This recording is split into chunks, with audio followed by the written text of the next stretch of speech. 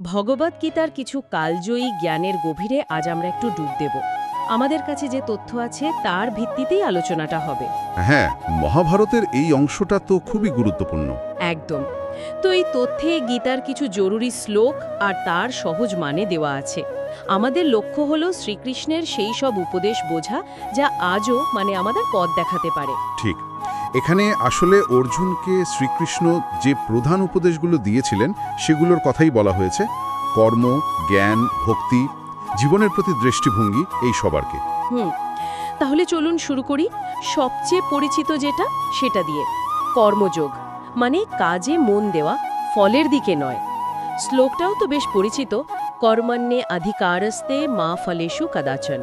এর সহজ মানেটা কি দাঁড়ায়? এর মূল কথাটা হচ্ছে, দেখুন, আমাদের যে কর্তব্য, যে কাজ, সেটা করে যাওয়া উচিত নিষ্ঠার সাথে। আচ্ছা। কিন্তু সেই কাজের ফল কি হবে সেটা নিয়ে অতিরিক্ত চিন্তা করা বা সেটার প্রতি একটা টান আসক্তি রাখা, সেটা ঠিক নয়। হ্যাঁ, সেটা ঠিক নয়। ফলের আশা না করে নিজের দায়িত্বে স্থির থাকা, এটাই হলো কর্মযোগের মূল কথা। এতে মনটা শান্ত থাকে, কাজেও মন বসে ভালো। খুবই দরকারি কথা, বিশেষ করে এখন তো আমরা খালি রেজাল্ট নিয়ে ভাবি। আচ্ছা, এর পরে যে বিষয়টা আসছে সেটা হলো আত্মার অবিনশ্বরতা। না যায়েতে মৃয়তে ওয়া কদাচিৎ। হ্যাঁ, আত্মা জন্মায়ও না, মরেও না। ঠিক, শরীরটা নষ্ট হয়ে যায় কিন্তু আত্মা তো চিরন্তন। এটা জানার গুরুত্বটা কোথায়? এর গুরুত্বটা কিন্তু খুব গভীর। এই জ্ঞানটা আসলে আমাদের সবচেয়ে বড় ভয় কোনটা? মৃত্যুর ভয়। হ্যাঁ, ঠিক। সেই ভয়টা থেকে মুক্তি দিতে পারে যখন আমরা বুঝি যে আমাদের আসল সত্তা এই শরীরের ঊর্ধ্বে, তখন জীবনের এই যে অনিত্যতা, সেটার প্রতি দৃষ্টিভঙ্গিটাই পাল্টে যায়। একটা স্থিরতা আসে ভেতরে। হ্যাঁ, এই স্থিরতার সাথেই হয়তো পরের ধারণাটা জুড়ে আছে, সমতা। সম দুঃখে সুখাং ধীরং সোমৃত্বায়া কল্পতে।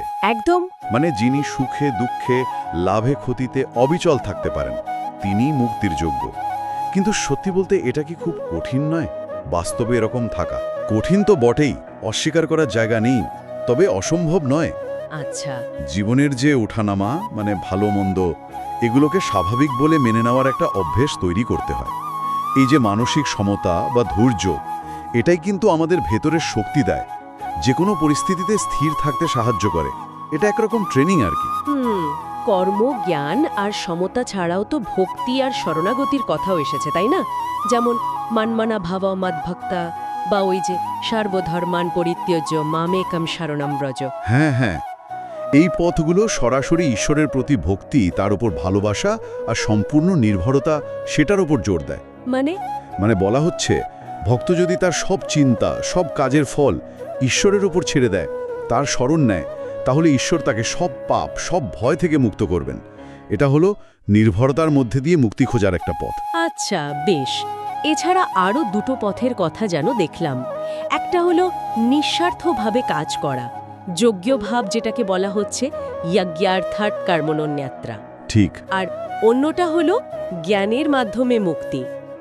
নো হি জ্ঞানেনো সদৃশং পবিত্রম ইহ বিদ্যুতে। একদম। যোগ্যভাব হলো শুধু নিজের জন্য নয়, অন্যের মঙ্গলের জন্য, সমাজের জন্য কাজ করা, একরকম নিঃস্বার্থ সেবা বা কর্ম। আর জ্ঞানযোগ হলো বিচার বুদ্ধি দিয়ে তত্ত্ব জেনে অজ্ঞানতাকে দূর করার পথ। গীতা বলছে, জ্ঞানের মতো পবিত্র আর কিছু নেই, কারণ জ্ঞানই আমাদের আসল সত্যটা চেনায়, বুঝতে সাহায্য করে। তাহলে মোটামুটি এই আলোচনার মূল কথাগুলো যদি এক জায়গায় করি: কর্তব্য কর্ম করো, কিন্তু ফলের পেছনে ছুটো না।